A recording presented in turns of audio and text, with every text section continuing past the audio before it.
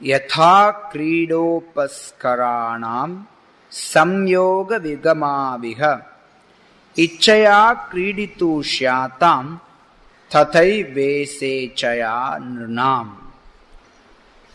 மொழிபெயர்ப்பு பொருளுரை வழங்கியவர் தெய்வத்திராச பக்திவேதாந்த சுவாமி பிரபுபாதர், அகிலோலோக கிருஷ்ண பக்தி இயக்கத்தின் ஸ்தாபக ஆச்சாரியர்.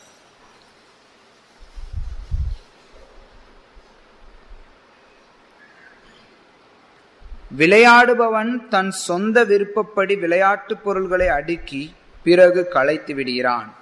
அவ்வாறே பகவானின் உன்னதமான விருப்பமும் மக்களை இணைத்து பிறகு பிரித்து விடுகிறது. பொருளுரை. இப்போதுள்ள நம் குறிப்பிட்ட நிலை கடந்த காலத்தில் நாம் செய்த செயல்களுக்கு ஏற்ப பகவானின் விருப்பப்படி அளிக்கப்பட்டுள்ளது என்பதை நாம் நிச்சயமாக தெரிந்து கொள்ள வேண்டும்.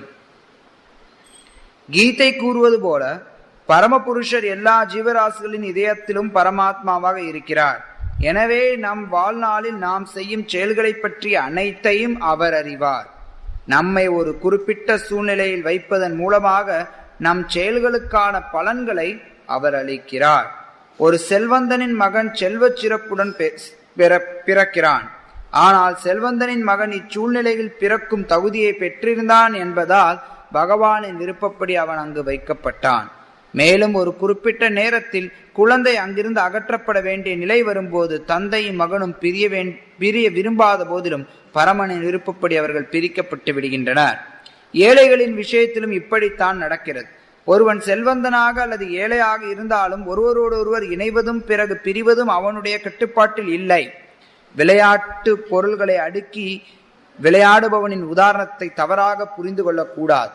நம் சொந்த செயல்களின் பிரதிபலன்களை அளிக்க பகவான் கடமைப்பட்டவர் என்பதால் விளையாடுபவனின் உதாரணம் இங்கு பொருந்தாது என்று ஒருவர் வாதிடக்கூடும். ஆனால் அது அப்படி அல்ல. பரம விருப்பமாக இருப்பவர் பகவான் என்பதையும் அவர் எந்த சட்டத்திற்கும் கட்டுப்பட்டவர் அல்ல என்பதையும் நாம் மறந்துவிடக்கூடாது. ஒருவரது சொந்த செயல்களுக்கேற்ப அவருக்கு பலன்கள் அளிக்கப்படுகின்றன. ஆனால் சில சமயங்களில் பகவானின் விருப்பத்தால் அத்தகைய கர்ம பலன்கள் மாற்றப்படவும் கூடும்.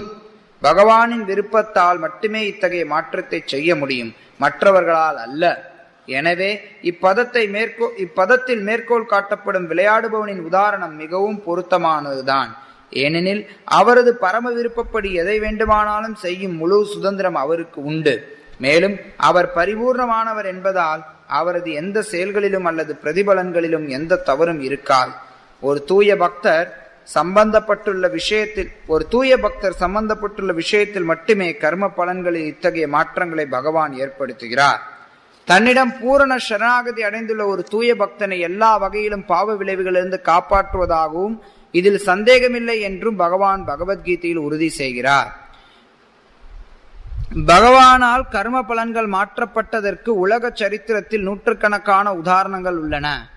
மற்றவர்களின் கர்ம பலன்களை பகவானால் மாற்ற முடியுமானால் அவரது சொந்த செயல்களுக்கு அல்லது பிரதிபலன்களுக்கு அவர் கட்டுப்படுபவர் அல்ல என்பது நிச்சயம். அவர் பூர்ணமானவரும் சட்டங்களுக்கெல்லாம் மேற்பட்டவரும் ஆவார். விளையாடுபவன் தன் சொந்த விருப்பப்படி விளையாட்டுப் பொருளை அடுக்கி பிறகு களைத்து விடுகிறான். அவ்வாறே பகவானின் உன்னதமான விருப்பமும் மக்களை இணைத்து பிறகு பிரித்து விடுகிறது.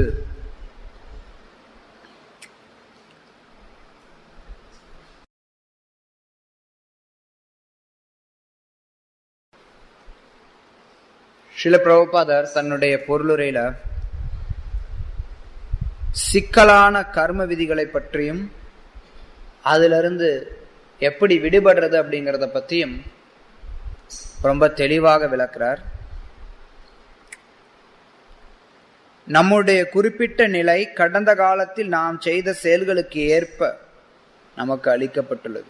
இதனை நாம் நிச்சயமாக தெரிந்து கொள்ள வேண்டும். இந்த உலகத்தில் செயல்படக்கூடிய ஒவ்வொன்றும் கர்ம வினைகளின் மூலமாக செயல்படுது. ஒரு செயல் நடைபெறுது அப்படின்னா அதற்கு நாம் இதற்கு முன்பு செய்த செயல்கள் காரணமாக அமைகின்றன.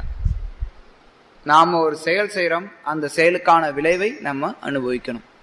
இதுதான் கர்ம விளைவுகள்.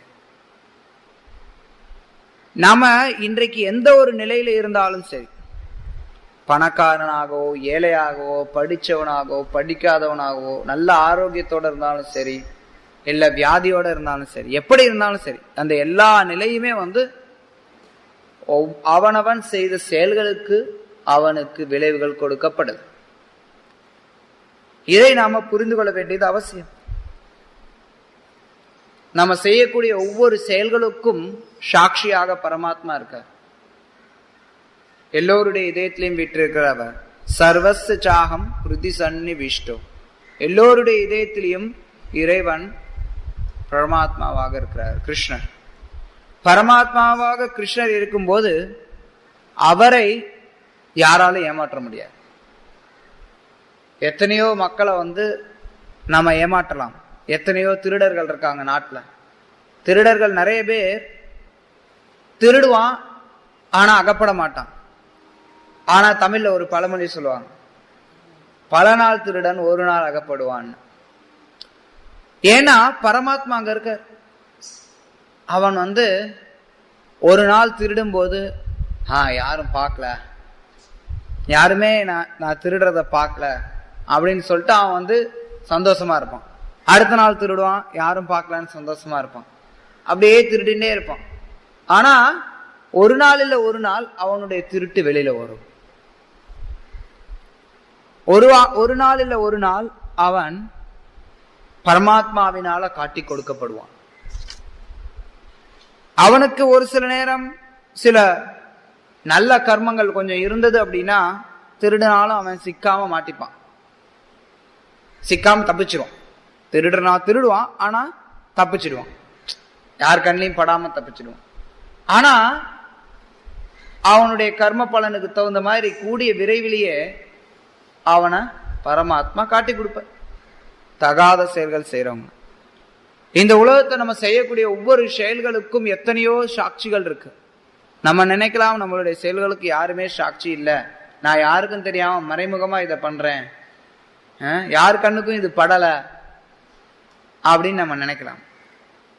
இல்ல அப்படியே பட்டாலும் யாராவது ஏதாவது சொல்லி நம்ம ஏமாத்திடலாம், நம்ம இப்படி செய்யலாம் அப்படி செய்யலாம்னு சொல்லி பல திட்டங்களோடு நம்ம எப்படி வேணாலும் செயல்படலாம். ஆனா நம்மளுடைய செயல்களுக்கு எல்லாவற்றுக்கும் சாட்சி நிறைய பேர் இருக்காங்க. சூரியன், சந்திரன், வாயு, இவங்கெல்லாம் சாட்சியா இருக்கிறாங்க வெளியில. இது எல்லாத்துக்கும் மேல உள்ள சாட்சியா பரமாத்மா இருக்கார். பரமாத்மாவை யாராலையும் ஏமாற்ற முடியாது. யாரை வேணாலும் ஏமாற்ற முடியும், பரமாத்மாவை ஒருத்தரால யாராலையுமே ஏமாற்ற முடியாது. எல்லோரும் பரமாத்மாவினுடைய கட்டுப்பாட்டுக்கு உட்பட்டவர்கள். நம்ம என்ன செயல் செய்யறோமோ அந்த செயலுக்கான பலனை நம்ம அறுவடை செய்தாகணும். நம்ம எதை விதைக்கிறோமோ அதை தான் நம்ம அறுவடை செய்யறோம். அது மாதிரி நம்ம செய்யக்கூடிய செயல் நல்ல செயல்களாக இருக்கும்போது அந்த நல்ல செயல்களை புண்ணியங்களுடைய வடிவில் இன்பமாகவும், நம்ம செய்யக்கூடிய செயல் தகாத செயலாக இருக்கும்போது அதை பாவத்தினுடைய வடிவில் நம்ம துன்பமாகவும் அனுபவிக்கிறோம். இன்ப துன்பத்தை பகவான் நம்ம செய்யக்கூடிய செயல்களுக்கு தகுந்த மாதிரி கொடுக்கிறார். சில நேரங்கள்ல மக்கள் நம்ம கிட்ட கேட்கறது உண்டு, ஏன் நல்லவங்களுக்கு தீமை நடக்குது? ரொம்ப அடிக்கடி நம்ம கேள்விப்படக்கூடிய ஒரு கேள்வி, ஏன் நல்லவங்களுக்கு தீமை நடக்குது? கர்மவினை தான் அதற்கு பதில். இன்னொன்னு என்ன அப்படின்னா, பெரும்பாலான மக்கள் நான் நல்லவன் அப்படின்னு தான் நினைச்சுட்டு இருக்காங்க. யாருக்கும் எண்ணமே இல்லை நான் செய்யறதுல தவறு இருக்கு அப்படிங்கிறது. நிறைய பேர் பார்த்தோம் அப்படின்னா அறியாமையினாலையும் சரி, அகங்காரத்தினாலையும் சரி, சிலர் தவறு செய்யறோம் அப்படிங்கிறது தெரியாது, அறியாமையில இருக்கலாம். சிலர் அகங்காரத்தினால தவறு செய்யலாம், இது தவறுன்னு தெரியும், இது நமக்கு நன்மையை கொடுக்காதுன்னு தெரியும், இருந்தாலும் அகங்காரத்தினால சிலர் தவறுகள் செய்யறத நம்ம பார்க்கிறோம். எப்போ ஒருத்தனுக்கு தான் பெரியவன், தான் முக்கியமானவன் அப்படிங்கிற ஒரு எண்ணம்லாம் வருதோ அப்ப நிறைய பேர் சமுதாயத்துல எத்தனையோ பேர் பார்க்கணும். நிறைய மேலை நாடுகள்ல போனோம்னா சில பேர் அகங்காரத்துல என்ன பண்ணுவானா, திடீர்னு பைக்கை எடுத்துட்டு ஒரு 10 பேர் போவான். போய் கையில துப்பாக்கி எடுத்துட்டு போவான். ரோட்ல இருக்க கடையெல்லாம் சுட்டுக்கிட்டு போவாங்க. சில நேரத்தில் அதுல ஒருத்தர் 2 பேர் செத்து கூட போவான். ஒரு விளையாட்டு, ஒரு அகங்காரம். எங்கிட்ட பைக் இருக்கு, எங்கிட்ட துப்பாக்கி இருக்கு, எனக்கு வண்டி ஓட்ட தெரியும், நான் எவ்வளவு ஸ்டைலா போறேன் பாரு அப்படின்னு சொல்லிட்டு போய் அங்க இருக்கிற கண்ணாடி எல்லாத்தையும் உடைப்பாங்க. அடிக்கடி நடக்கக்கூடியது. ஐரோப்பால, அமெரிக்கால கேள்விப்படுறோம். காரணமே கிடையாது, எந்த காரணமும் கிடையாது, சும்மா ஒரு எண்ணம். அப்புறம் போலீஸ் வந்து பிடிக்கும், அப்புறம் ஜெயிலுக்கு போகணும், ஏதோ பிரச்சனை வரும். அகங்காரத்தினாலேயோ அறியாமையினாலேயோ ஏதோ ஒரு காரணத்தினால ஒருத்தன் செயல்களை செய்யறான், தவறுகளை செய்யறான். அந்த தவறுகள் எல்லாவற்றுக்கும் சாட்சியா பரமாத்மா இருக்க. அதனால ஒருத்தன் வந்து ஏதாவது தீய விளைவுகளை பெறும்போது, ஐயோ நான் நல்லவன் தான். நிறைய பேர் நம்ம கிட்ட வந்து கேட்பாங்க, சுவாமி நாங்க வந்து எதுவுமே தப்பு பண்ணல, ஆனா ஏன் எங்களுக்கு இப்படி நடக்குது? நீ நிறைய தப்பு பண்ணிருக்கீங்க, நிறைய தப்பு பண்ணதுனாலதான் இப்போ வந்து அனுபவிக்கிறீங்க. கர்ம வினைகம் நமக்கு தெரியாம இருக்கலாம், இல்ல முந்தின பிறவியில செய்திருக்கலாம், எத்தனையோ பிறவிகளுக்கு முன்னாடி செய்திருக்கலாம். எப்படி செய்திருந்தாலும் தவறுகள் தவறுதான். அதனால தவறுகள்ல இருந்து ஒருத்தர் பரமாத்மாவை ஏமாற்றிட்டு பாவத்துல இருந்து தப்பிச்சுக்கலாம்னு நினைக்கவே முடியாது. நம்மளுடைய நிலை எப்படி இருக்கோ, என்ன நிலையில நம்ம இருக்குமோ அதற்கு நாம் இதற்கு முன்பு செய்த செயல்கள் தான் காரணம். ஸ்ரீல பிரபுபாதர் இங்கே விளக்குறார், அனைவரும் பகவானின் சட்டத்திற்கு கட்டுப்பட்டவர் என்பதையும் பகவான் எந்த சட்டத்திற்கும் கட்டுப்பட்டவர் அல்ல என்பதையும் நாம் மறந்துவிடக் கூடாது. ஒருவரது சொந்த செயல்களுக்கு ஏற்ப அவருக்கு பலன்கள் அளிக்கப்படுகின்றன. ரொம்ப தெளிவானது, இதுல வந்து சந்தேகத்துக்கு இடமே கிடையாது. ஆனா ஸ்ரீல பிரபுபாதர் தன்னுடைய பொருளுரையில அடுத்த பகுதியில் எழுதுறார், பகவானின் விருப்பத்தால் இந்த கர்ம பலன்கள் மாற்றப்படவும் கூடும். கர்ம பலன்கள் ஒருத்தன் வந்து எப்படி அவனுக்கு பூர்வ ஜென்மத்துல என்ன செயல்கள் செய்தானோ அந்த விளைவுகளை அவன் கண்டிப்பாக அனுபவித்துதான் ஆகணும். ஆனாலும் பகவான் விருப்பப்பட்டார் அப்படின்னா இந்த கர்ம பலன்கள் எல்லாம் நாசமாகும். பகவானுடைய விருப்பம் வேணும். அங்க பகவான் எப்படி விரும்புவார்? பகவான் கிட்ட நம்ம சரணடைந்தோம் அப்படின்னா அப்ப பகவான் நம்மை ஏற்றுக்கொள்வார். அப்ப நம்மளுடைய கர்ம பலன்கள் எல்லாமே நம்மளை விட்டு விலகும். கிருஷ்ணர் சொல்ற, சர்வ தர்மான் பரித்யஜ்ய மாமேகம் சரணம் விரஜ அகம் த்வாம் சர்வ பாப்பேபியோ மோக்ஷயிஷ்யாமி மகாசுச்சக. எல்லா விதமான தர்மத்தையும் விட்டுட்டு யார் ஒருத்தர் எங்கிட்ட சரணடைகிறாங்களோ, முற்றிலுமா சரணடைகிறாங்களோ, அவங்கள எல்லா விதமான பாவத்தில இருந்தும் நான் விடுவிக்கிறேங்கிற. அப்ப எல்லா விதமான கர்ம பலன்கள்ல இருந்தும் நம்ம விடுதலை அடைய முடியும் கிருஷ்ணரிடம் சரணடைந்தோம் அப்படின்னா. ஏன்னா கிருஷ்ணரிடம் சரணடையும் போது அது கிருஷ்ணருக்கு மிகவும் பிடித்தமானதாகும். கிருஷ்ணருக்கு பிடித்தமானவர்களா நம்ம ஆகிறோம், கிருஷ்ணருக்கு பிரியமானவர்கள் ஆகிறோம். அவருடைய அன்பிற்கு பாத்திரமானவர்களா நம்ம எப்ப ஆகிறோமோ அப்ப நம்மளுடைய கர்ம வினைகள் அகற்றப்படும். இல்லைன்னா நம்மளுடைய கர்ம வினைகள் என்றுமே அகற்றப்படாது. நம்ம எவ்வளவுதான் முயற்சி பண்ணாலும் நம்மளுடைய கர்ம வினைகளை தாண்டி வர முடியாது. நம்ம எவ்வளவுதான் தலைகீழா குட்டி காரணம் போட்டாலும் சரி, நம்ம என்ன செயல்கள் செய்யறோமோ அதற்கான விளைவுகளை அனுபவித்துதான் ஆகணும். பகவான்கிட்ட சரணடையாம எவ்வளவோ பேர் இன்னைக்கு எவ்வளவோ முயற்சி பண்றாங்க. நாட்டுல உலகத்துல எவ்வளவு முயற்சி பண்றாங்க. உலகத்துல இருக்கக்கூடிய துன்பத்தை போக்கணுங்கிறதுக்காக எத்தனையோ வகையான முயற்சிகளை ஈடுபடுறாங்க. ஒரு நாட்டுல வந்து பஞ்சம் வந்துடுச்சு, மழை வரல அப்படின்னா மழைக்கு என்ன பண்ணலாம்? ஒரு இடத்துல இருந்து தண்ணியை இன்னொரு இடத்துக்கு கொண்டு வரலாம், இல்ல செயற்கையா மழையை வரவேற்கலாம். தண்ணி இல்ல, விவசாயம் அடிபட்டு போகுது, என்ன பண்ணலாம்? உரம் கொடுக்கலாம், தண்ணி இல்லாம வளர்க்கறதுக்கு ஏதாவது பண்ணலாம். இப்படி எத்தனையோ திட்டங்களை மக்கள் ஒண்ணு மாத்தி ஒண்ணு உற்பத்தி பண்ணிட்டே இருக்காங்க. வெப்பம் அதிகமாகுது, அதுக்கு என்ன பண்ணலாம்? கொஞ்ச நாளுக்கு சில மாதங்களுக்கு முன்னாடி ஒரு பெரிய விவாதமாவே இருந்தது. பெரிய அளவுல அது வந்து நிறைய பேர் பார்த்துட்டு இருந்தாங்க. என்ன நடக்கும்? இந்த பூமி வந்து வெப்பமாயிண்டே போகுது. டென்மார்க்ல தானே, டென்மார்க்ல வந்து கருத்தரங்கு போட்டு அவங்க பேசிட்டு இருந்தாங்க. என்ன நடக்கும், இந்த பூமியை வெப்பமடையுது, இதை வந்து நம்ம நிறுத்தணும் அப்படின்னு நிறைய பேர் முயற்சி பண்ணாங்க. ஆனா அவங்க ஒரே ஒரு விஷயத்த கோட்டை விடுறாங்க, என்ன அப்படின்னா பகவான் கிட்ட சரணடையல. ஸ்ரீல பிரபுபாதர் சொல்லுவார், பகவான் கிட்ட மக்கள் எல்லாரும் சரணடையும் போது இந்த உலகமே சுபிக்ஷமாகும். இந்த உலகத்துல உண்மையில எதுக்குமே பஞ்சம் கிடையாது, இந்த உலகத்துல எதுக்குமே குறையே கிடையாது. பகவான் தான் எறும்புல இருந்து யானை வரைக்கும் சாப்பாடு கொடுக்கிறார், அவரால் எல்லோருக்கும் சாப்பாடு கொடுக்க முடியும். இந்த உலகத்துல எந்த குறையுமே கிடையாது. ஆனா ஒருத்தன் பகவான்கிட்ட சரணடையணும், அப்ப இந்த உலகத்துல எந்த பிரச்சனையும் இருக்காது. இந்த உலகத்துல இருக்கக்கூடிய ஒரே பிரச்சனை கிருஷ்ண பக்தி இல்லாம இருக்கிறது தான். சைத்தன்ய மகாபிரபு சொல்லியிருக்காரு, கிருஷ்ணர் இந்த உலகத்தை எல்லாத்தையுமே கொடுத்திருக்கார். இந்தியாவில் இருக்கக்கூடிய கொஞ்சம் விவசாயம் தெரிஞ்சவங்களை கேட்டீங்கன்னா அவங்க சொல்லுவாங்க, இந்தியாவில் இருக்கக்கூடிய நில வசதிக்கும் நீர்வளத்திற்கும் இந்தியாவில் இருக்கக்கூடிய மக்கள் தொகை மாதிரி பல மடங்கு மக்களுக்கு சாப்பாடு கொடுக்கலாம். இன்னொரு பக்கம் யோசிச்சு பாருங்க, நம்ம இந்தியாவில் எவ்வளவு பேர் இன்னைக்கு விவசாயத்துல ஈடுபடுறாங்க? 5% மக்கள், அதுக்கும் குறைவாக. ஆனா அந்த 5% மக்கள் தயாரிக்கிற உணவு தான் மிச்ச 95% மக்கள் உட்காந்து சாப்பிட்டு இருக்கிறாங்க. மிச்ச 95% மக்கள் வேலை செய்யறதுக்கு எந்த ஒரு அவசியமும் கிடையாது. ஆனா இந்த மக்கள் வேலை செய்யறதுனால அந்த 5% எல்லாமே அப்படியே ஓடி ஓடி ஓடி ஒன்னா, இதனால அது அதனால அதுன்னு சொல்லி போயிட்டே இருக்கு. அதனால எத்தனையோ பிரச்சனைகள் சமுதாயத்தில்.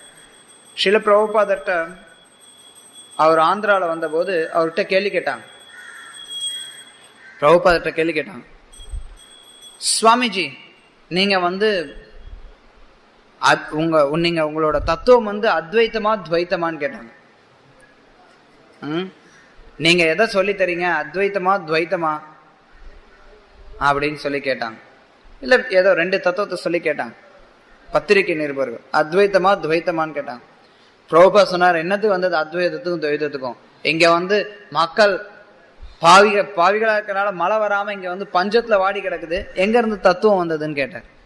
பிரபுபா சொன்னார், மக்கள் எல்லாம் வந்து முதல்ல பாவத்துல இருந்து வெளியில வரணும், எல்லாரும் ஹரே கிருஷ்ண மகாமந்திரத்தை சொல்லலாம், எல்லாம் கீர்த்தனம் பண்ணலாம். பிரபுபா அதுல தெளிவா இருந்தார். பகவானுடைய விருப்பம் இருந்ததுன்னா நம்மளுடைய கர்ம பலன்களை மாற்ற முடியும். பகவானுடைய விருப்பம் இல்லாம நம்மளுடைய கர்ம பலன்களை மாற்ற முடியாது. எவ்வளவுதான் நம்ம தலைகீழா குட்டி கர்ணம் போட்டாலும் சரி முடியாது. சில நேரங்கள்ல நம்ம இதே விஷயத்த பக்தர்கள் மத்தியிலையும் பார்க்கிறோம். பக்தர்கள் வந்து பகவான் கிட்ட சரணடைகிற மாதிரி இருப்பாங்க, ஆனா சரணடைய மாட்டாங்க. தங்களுடைய நம்ம வந்து நம்மளுடைய சொந்த பலத்தை பல நேரங்கள்ல நம்பின்னு இருப்போம். நான் என்னுடைய சொந்த பலத்தினால நான் வந்து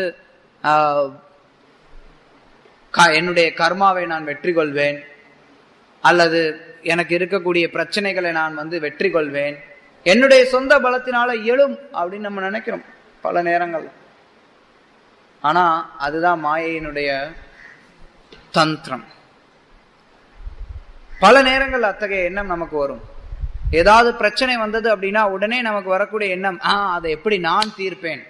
உடனே நம்ம வந்து ஒரு திட்டம் திட்டுவோம், இதை இப்படி பண்ணலாம் அப்படி பண்ணலாம், இதை நான் எப்படி தீர்க்க போறேன், நானே இதுக்கு எப்படி தீர்வு கொடுக்க போறேன் அப்படின்னு தான் நம்ம வந்து திட்டம் திட்டுறோம். பகவான்கிட்ட நம்ம சரணடைகிறது இல்லை. அது ரொம்ப அவசியம், பகவான் கிட்ட சரணடைகிறது. அப்படி இல்லைன்னா நம்ம நம்மளுடைய செயல்களுக்கான விளைவுகளை அனுபவித்துதான் ஆகணும். பக்தியிலே நம்ம சில நேரங்கள்ல யார் ஒருத்தர் பக்திக்கு வராங்களோ அவங்களுக்கு எந்த ஒரு கர்மமும் கிடையாது. சில நேரங்களை பார்க்கலாம், யாராவது சரணடைவாங்க, சரணடைந்தால் கூட மறுபடி கர்ம வினைகள் பாதிக்கிற மாதிரி தெரியும். காரணம் நம்ம வந்து நம்மளுடைய பக்தி தொண்டுல கிருஷ்ணரை திருப்திப்படுத்தாத விதத்துல நம்ம செயல்பட்டு இருக்கலாம், அல்லது கிருஷ்ணருக்கு அதிருப்தி கொடுக்க மாதிரி. கிருஷ்ணருக்கு ஒரு பக்தன் என்ன செய்தாலும் அதிருப்தி வராதான். கிருஷ்ணர் ரொம்ப கருணை வாய்ந்தவர். அவர் வந்து தன்னுடைய பக்தன் எப்படி செயல்பட்டாலும் அதனால வந்து வருத்தம் கொள்ளவே மாட்டார், அவனை வந்து பக்தனாகவே ஏற்றுக்கொள்வார். அவர் ரொம்ப கருணை வாய்ந்தவர்.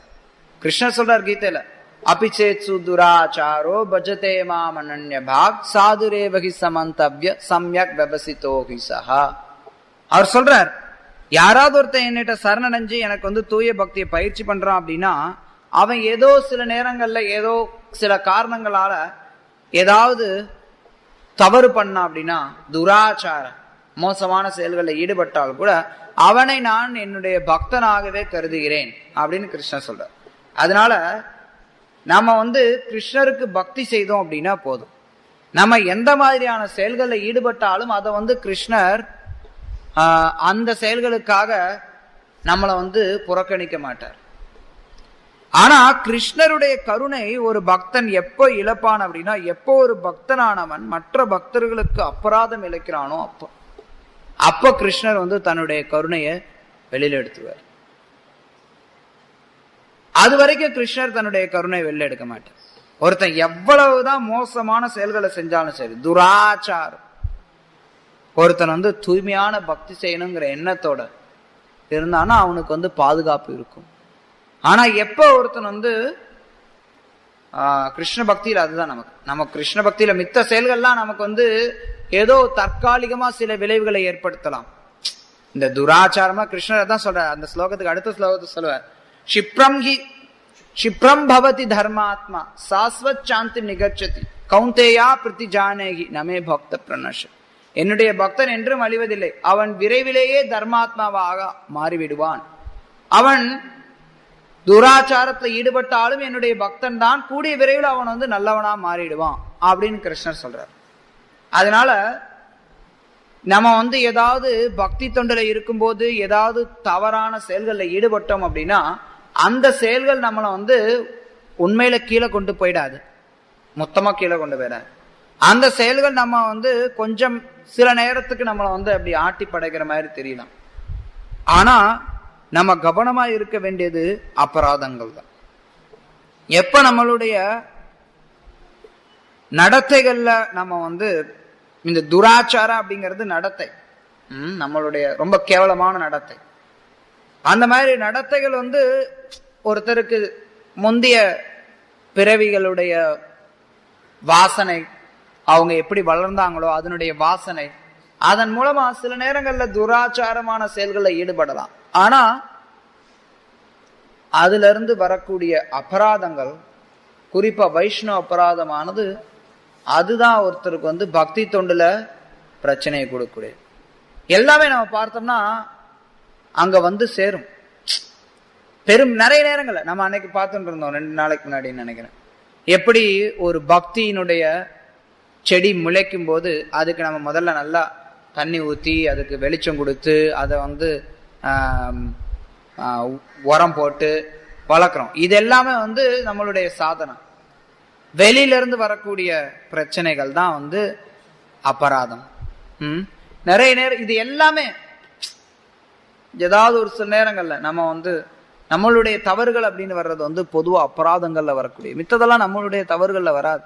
நம்மளுடைய தவறு தான் நம்மளுடைய சாதனா ஒழுங்கா பண்ணாம இருக்கிறது. அது வெளியில இருந்து வரக்கூடிய தவறுகள். நம்மளுடைய வெளியில நம்ம எப்படி நடந்துக்கிறோம். சில நேரங்கள்ல நம்ம பார்க்கலாம், பக்தர்கள் கொஞ்சம் அவர்களுக்கு ஏதாவது விஷயம் தெரிஞ்சறியும், அவர்களுக்கு ஏதாவது கிருஷ்ணருடைய கருணையினால ஏதாவது ஒரு சில திறமைகள் ஏதாவது ஒரு சில தத்துவம்லாம் நம்ம புரிஞ்சுக்கிட்டதுக்கு அப்புறம் நம்ம பல நேரங்கள்ல இதர வைஷ்ணவர்களுக்கு அபராதம் இழைக்கிறதுக்கு வாய்ப்பு இருக்கு.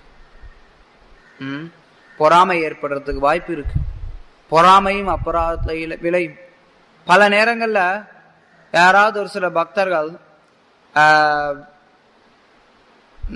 ஏற்படுறது பார்த்துருக்கோம். நம்ம நடைமுறையில நடக்கக்கூடியதுதான். நம்ம கிட்ட ஏதாவது ஒரு சில குறைகள் இருக்கும். அந்த குறைகள் இருக்கக்கூடிய காரணத்தினால சில வைஷ்ணவர்கள் நமக்கு முன்னுரிமை கொடுக்க மாட்டாங்க. நமக்கு சுத்த பக்தி இல்லை அப்படிங்கிறதுனால நம்ம இந்த பேர் பதவி இதெல்லாம் நம்ம விருப்பப்படுவோம். ஸோ அதெல்லாம் விருப்பப்படும் போது சுத்த பக்தி இல்லை, அதை விருப்பப்படுறோம், அது கிடைக்கல. ஆனா பக்தர்கள்ட்ட நம்ம சரணடைய மாட்டோம். நம்ம என்ன நினைப்போம், உடனே அந்த பக்தர்களுக்கு வந்து அபராதம் இழைப்போம், அந்த பக்தர்களை வந்து குறை சொல்லுவோம். இல்ல நமக்கு நமக்கு அங்கீகாரம் கொடுக்காம வேற யாருக்காவது ஏதாவது கொடுத்தாங்க அப்படின்னா உடனே அந்த பக்தர்கள் மேல ஒரு பொறாம வரும்.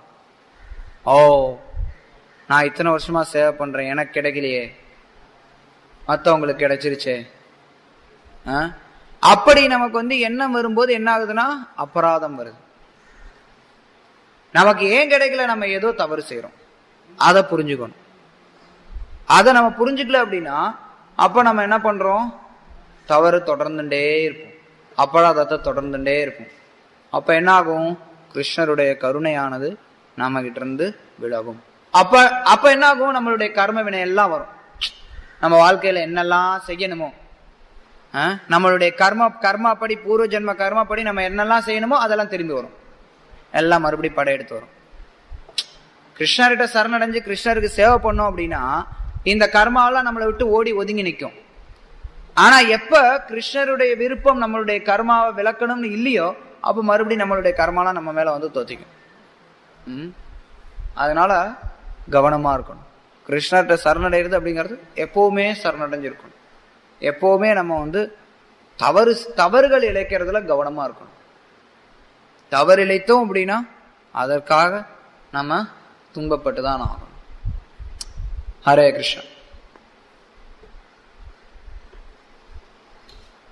ஏதாவது கேள்விகள், கருத்துக்கள்?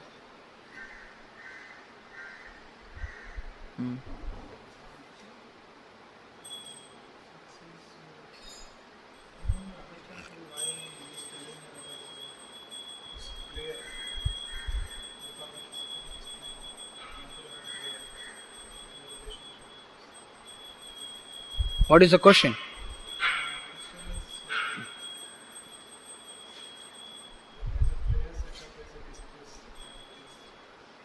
I can't hear you. Yeah, that's a translation. So what's the question? How that analogy is relating to this? Prabhupada explains in the purport. I read the purport. You read the purport. You are not able to understand it.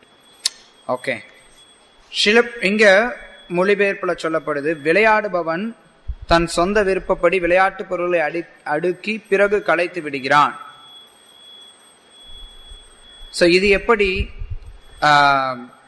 இந்த இடத்துல இந்த உதாரணம் கொடுக்கப்படுது. அது மாதிரி பகவான் அவர் வந்து மக்களை இணைத்து அவரே பிரிக்கிறார். பகவான் தான் இறுதியில கட்டுப்படுத்தக்கூடியவரா இருக்கார் கர்ம வினைகளை. கர்ம வினைகளின் பிரகாரம் ஒருத்தரை சேர்க்கிறதும் பிரிக்கிறதும் பகவான்.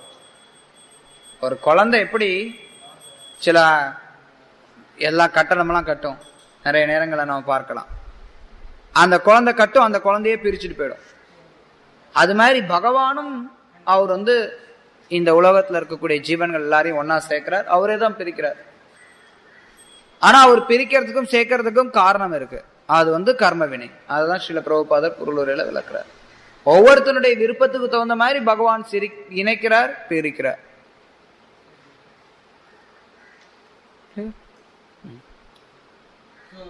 Here, Lord only does everything, and I don't have any free will.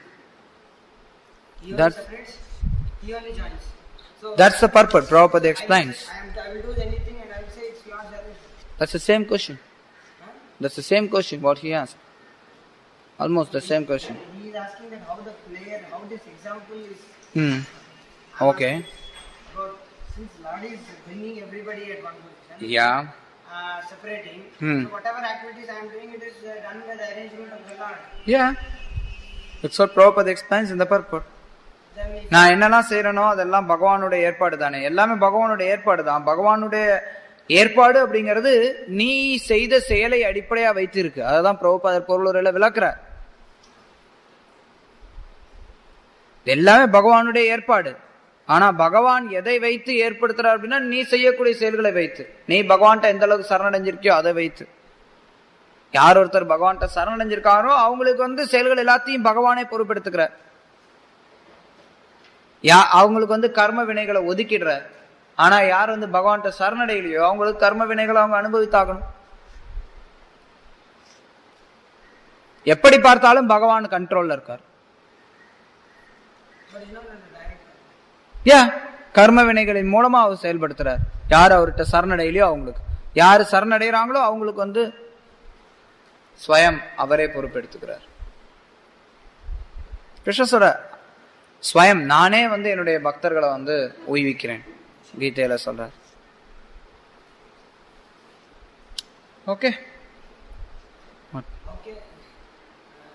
So, what are the symptoms of a person who is surrendered?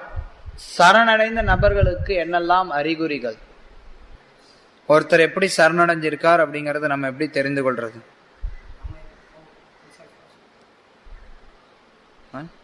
அது ஒரு தனி சப்ஜெக்ட்.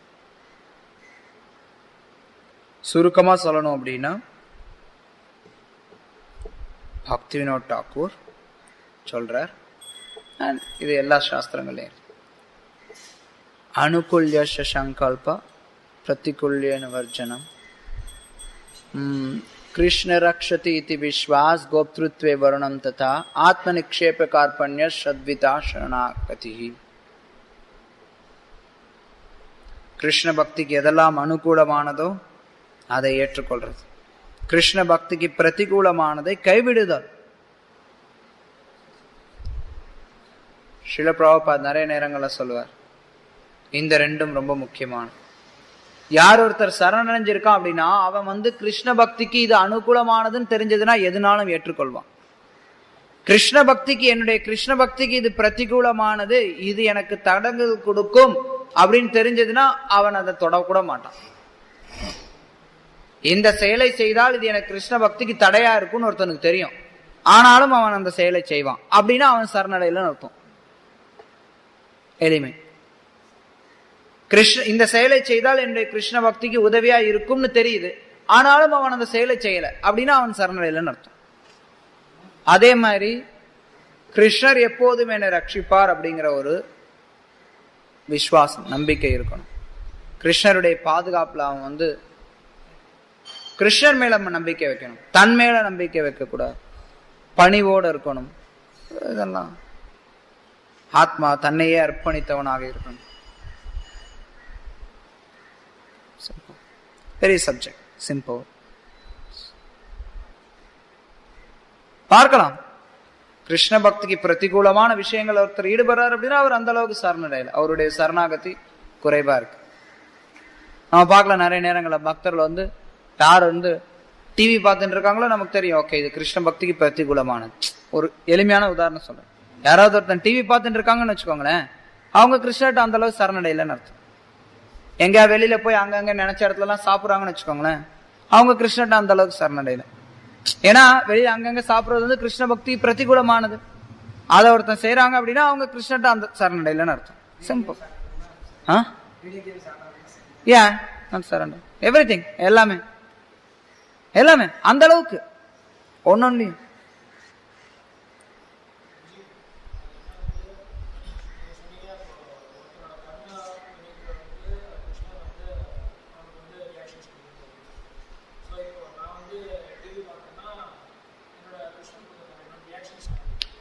உங்களுடைய ரியாக்ஷன் தான், ஆனா இப்ப செய்யக்கூடிய ஆக்ஷனுக்கு மறுபடியும் நமக்கு ரியாக்ஷன் வருமே.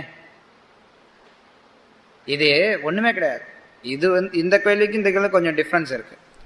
என்னன்னா நம்ம இப்போ ஒருத்தங்க டிவி பாக்குறாங்க அப்படின்னா அது எதுக்காக பாக்குறாங்க? அவங்க தங்களுடைய புலன் இன்பத்துக்காக பாக்குறாங்க. ஓகே, அது மூலமா நம்மளுடைய கண்ணுக்கு ஏதோ சில திருப்தி கிடைக்குது, காதுக்கு ஏதோ ஒரு திருப்தி கிடைக்குது, அது மூலமா மனசுக்கு ஏதோ ஒரு வகையான திருப்தியை ஒருத்தர் உணர்றாங்க, அதனால ஒருத்தவங்க டிவி பாக்குறாங்க. சோ இது கிருஷ்ணருக்கும் அதுக்கும் சம்பந்தம் இல்லையே, அதனால அது கிருஷ்ண பக்திக்கு அனுகூலமானது கிடையாது. என்னன்னா கிருஷ்ண பக்தியில ஒருத்தர் உயர்வு பெறணும் அப்படின்னா பல விஷயங்களை நம்ம கட்டுப்பாட்டுல இருக்கணும். அதுல ரொம்ப முக்கியமானது காம லோபா, காம குரோத லோபா. கிருஷ்ணர் கீதையில சொல்றார், இந்த மூன்றும் நரகத்தினுடைய கதவுகள். காமம், குரோதம், லோபம், இந்த மூன்றும். நம்ம டிவியில என்ன காட்டுறாங்க? இந்த மூணு தான் காட்டுறான். காமத்தை பத்தி காட்டுறான், குரோதத்தை பத்தி காட்டுறான், ஒருத்தன் சண்டை போட்டுப்பான், திடீர்னு ஒருத்தர் கோவம் வரும், எவ்வளவு சண்டை நடக்கும். பேராசையை பத்தி காட்டுறான், பணக்காரன் ஆகணும், கார் வாங்கணும், ஊருப்பட்ட விளம்பரம் காட்டுறான். விளம்பரம்லாம் பார்த்துதான் நிறைய பேர் உலகத்துல கெட்டு போறான். விளம்பரப்படுத்தக்கூடிய பொருள்கள்ல 95% பொருள்கள், 99% பொருள்கள் மக்களுக்கு அவசியம் இல்லாத பொருள்கள். அந்த பொருள் எல்லாம் விளம்பரப்படுத்தலைன்னா ஒருத்தனும் வாங்க மாட்டான், யாருமே வாங்க மாட்டான். நீங்க சொல்லுங்க, விளம்பரப்படுத்தல அப்படின்னா பெப்சி யாராவது குடிப்பானா? ஒருத்தரும் குடிக்க மாட்டான். அதுல ஒண்ணுமே கிடையாது, உடம்புக்கு நல்லது கிடையாது, உடம்புக்கு கெட்டதை கொடுக்குது, அது டேஸ்டியும் கிடையாது, நாக்குக்கும் சுவை கிடையாது, உடம்புக்கும் நல்லது கிடையாது. ஆனா எல்லாம் பெப்சி குடிக்கிறான், நிறைய விற்கிறான். ஏன்? விளம்பரம். விளம்பரப்படுத்தலன்னா அது நடக்காது. அப்ப அது என்ன ஆகுது? லோபா, தேவையில்லாத விஷயங்கள் நமக்கு வந்து அதிகரிச்சுட்டே இருக்கு. தேவையில்லாத விஷயங்கள் அதிகரிக்கு. எல்லா விஷயத்திலையும் பார்க்கலாம், தேவையில்லாத விஷயங்கள், எத்தனையோ விஷயங்கள், எவ்வளவோ வருஷங்களா மக்கள் வந்து இதெல்லாம் இல்லாம வாழ்ந்தாங்க. இன்னைக்கு அதெல்லாத்தையும் கொண்டு வராங்க. எப்படி? விளம்பரம். தேவையில்லாத விஷயங்கள் அதிகரிக்கிறாங்க. அப்ப என்ன ஆகுது? டிவி ஆனது காம குரோத லோபம் நிறைய பார்க்கலாம். சமுதாயத்துல இவ்வளவு நிறைய பேர் அடிக்கடி அடிச்சுக்கிறாங்க. முன்னாடி எல்லாம் இவ்வளவு மக்கள்லாம் அடிச்சுக்கிறதுலாம் கிடையாது. ஏன் அடிச்சுக்கிறான்? அடிக்கடி சண்டை போட்டுக்கிறான். ஏன் சண்டை போட்டுக்கிறான்? டிவி பாக்குறானே. சின்ன குழந்தைங்க கூட ஒருத்தர் ஒண்ணு சண்டை போட்டுக்குதுங்க. ஏன் சண்டை போட்டுக்குது? டிவியில பாக்குறது சண்டை போடுறத நானும் சண்டை போடுவேன்னு நினைக்குதுங்க. சமுதாயத்துல இதுக்கு முன்னாடி இவ்வளவு இப்ப இருக்கிற மாதிரி காதல் பிரச்சனைகள், அதாவது உண்மையில காம பிரச்சனைகளோ இல்ல கல்லூரிகள்ல இருக்கக்கூடிய நிறைய ஆண்கள் பெண்கள் சேர்ந்து பழகிறது, அதனால வரக்கூடிய சமுதாயத்துல வரக்கூடிய பிரச்சனைகள், கருக்கலைப்பு, விவாகரத்து, இதெல்லாம் முன்னாடி கிடையாது. இப்ப ஏன் இருக்கு? டிவி, சினிமா ஒரு காரணம், முக்கிய காரணம், கலாச்சாரத்தை சீரழிக்கிறது. அப்ப என்ன ஆகுது? இந்த காம குரோத லோப இத வந்து அதிகரிக்குது தொலைக்காட்சி. அப்ப கிருஷ்ண பக்தர்கள் அறிவுறுத்தப்படுறாங்க, நம்ம வந்து சாஸ்திர பிரகாரம் இந்த மூன்றும் நரகத்தை நோக்கி நம்மை கொண்டு செல்லும், அதனால இதை தவிர்க்கலாம். இது கிருஷ்ண பக்திக்கு அனுகூலமானது கிடையாது. கிருஷ்ண பக்திக்கு இது சாதகமானது அல்ல, பாதகமானது. அதனால யாரு கிருஷ்ணர்கிட்ட சரணடைறாங்களோ அவங்க பாதகமான விஷயங்களை ஒதுக்குறாங்க, எளிமையான. அதனால கிருஷ்ண பக்தர்கள் வந்து தொலைக்காட்சி பார்க்கறத நிறுத்துறாங்க. அது பார்க்கறதுக்கு கிருஷ்ணர் தான் ஏற்பாடு பண்ணி தராருன்னா நம்ம விருப்பப்படுறோம். பார்க்கக்கூடாதுன்னு நினைச்சோம்னா அணைச்சு போச்சு, அவ்வளவுதான். டிவி கொண்டு போய் வெளியில வித்துட்டோம்னா முடிஞ்சது.